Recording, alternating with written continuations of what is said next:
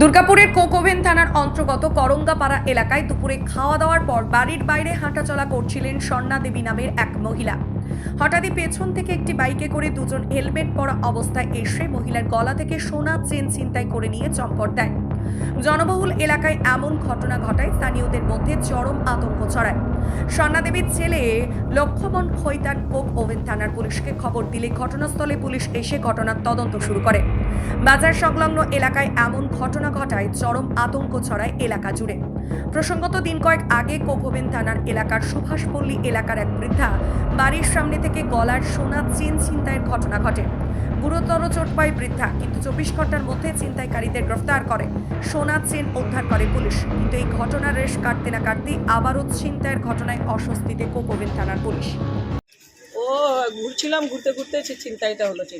ওরা দুজন ছিল, আমি ঘরে এইরকম রোডে ঘুরছিলাম। তারপরে আবার কি ছিনতাই হয়ে গেল। এই মা বাড়ির সামনে হাঁটাচলা করছিল, পেছন দিকে একটা বাইকওয়ালা এলো, পেছন দিকে সামনে পেছন দুটো বাইকে দুজন ছিল, পেছন দিক থেকে এসছে, গলাতে টেনে চলে গেছে। হেলমেট পরা ছিল, ওরা বাজার দিকে গেল।